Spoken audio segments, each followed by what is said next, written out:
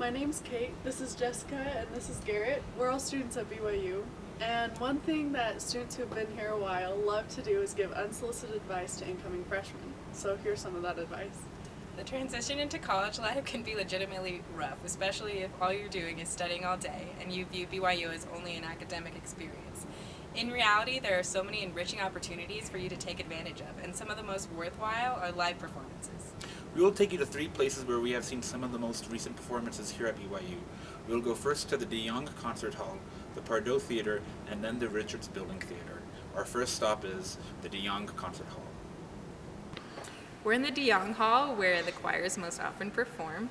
Even if you're a choir concert virgin, you'll find the BYU Men's and Women's Chorus fall performance worth far more than the small sacrifice of time and a few dollars. BYU Men's Chorus rush the stage, their energy almost palpable.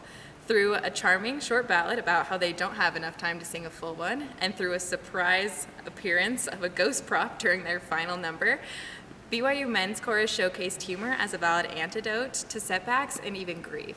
When Women's Chorus took their place, they introduced the audience to a wider variety of genres, from a rhythmic African spiritual to a haunting, dissonant piece called Days of Beauty. The variety, seemingly only for the sake of variety at first, came together during the finale, This Is Me, with choreography featuring strong body movements and unapologetic forward singing. Performers invited the audience to find joy and power in what makes them unique. Suddenly, the songs became symbols for the parts of us that we can embrace: the spiritual, the free-spirited, the celebratory, the refined.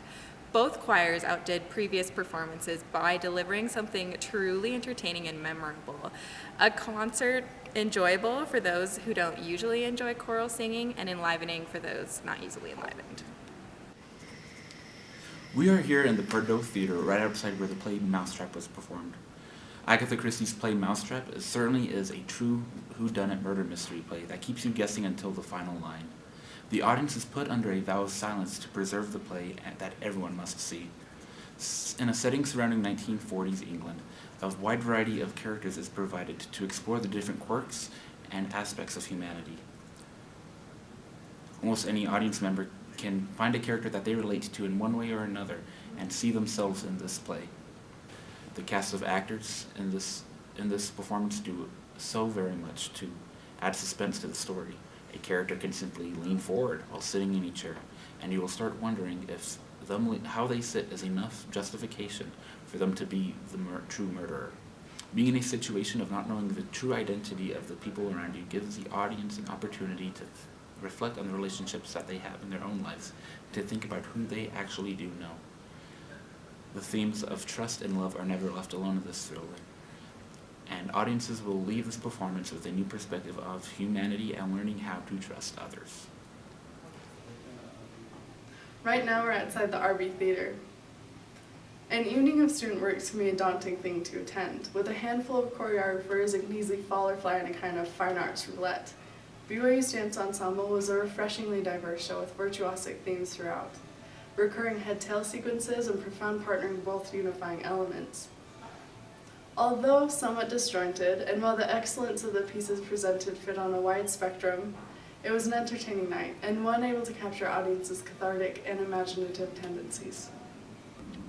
Throughout the night, interdisciplinary strengths of choreographers shined brightly, adding greatly to the virtuosic resiliency of choice pieces. One of the most visually engaging images of the night was when 3 women waltzed partnerless on the floor.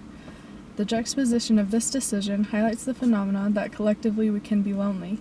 Yes, sometimes we need to feel a sort of connection with the masses, but that's not what this evening was about. Walking out of the theater, you leave thinking about the people in your life, realizing as these beautiful dancers and performers are bringing you into an artful rendition of the human condition, that there are a million ways to miss someone, but infinitely more ways to connect with them. What we've showed you is just a taste of what's available at BYU. We hope you'll take the time when you're here to really dive into the arts and BYU culture. We promise you'll be able to find something